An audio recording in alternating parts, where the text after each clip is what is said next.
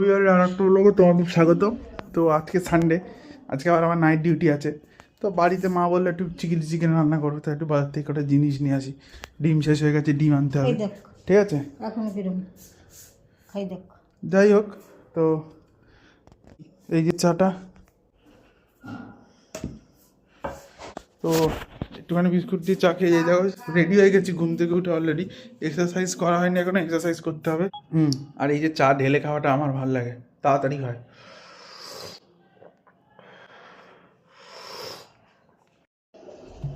তো এই জুতো পরে চল, এই এখন যাচ্ছি রেশন বলছি, রসুন নিয়ে আসবো, ডিম নিয়ে আসবো, আর হচ্ছে তোমার নিয়ে আসতে হবে, আর একটা আর বললো কি কাঁচা লঙ্কা। তো এই যে এটা দিয়ে দিই ভালো করে, এখন তাড়াতাড়ি গিয়ে নিয়ে আসতে হবে। এসে অনেকগুলো কাজ আছে, চলো তাড়াতাড়ি। 50 টাকা। 50 টাকার? আর তোমার এই লঙ্কা ক টাকার দিলে? আচ্ছা,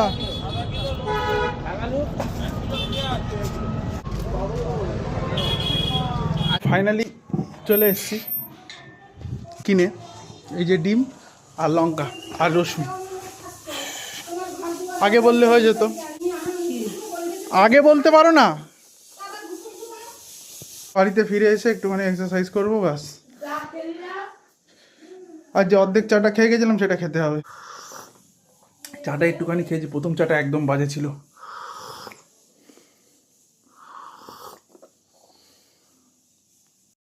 তো এখন যাচ্ছি আমাদের যে বেকার ভাতা দিচ্ছে তার ফর্ম জমা দিতে।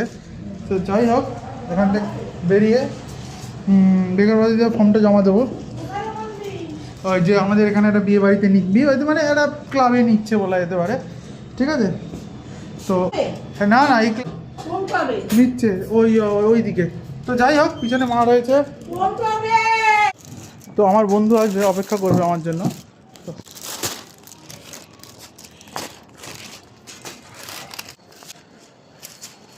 তবে এটা ঠিক, এই সরকার, এই দুর্নীতি সরকারকে সাপোর্ট তো কখনোই করবো না, এটা ঠিক কথা। চাকরি দেবে না, ভাতা দেবে, কিন্তু চাকরি দরকার। মনে রেখো, উন্নতশীল বিশ্বগুলোতে ভাতা তো দেয়, ওরা চাকরি আছে, ওদের ইনফ্রাস্ট্রাকচার ডেভেলপমেন্ট আছে, সব আছে। দুর্নীতিকে চাপা দিয়ে ভাতা দেওয়া, এটা এই সরকারের একটা প্রয়াস, সেটা আমরা সবাই জানি। তো যাই হোক, যখন দিচ্ছে তখন নিতে হবে, আর কি করা যায়।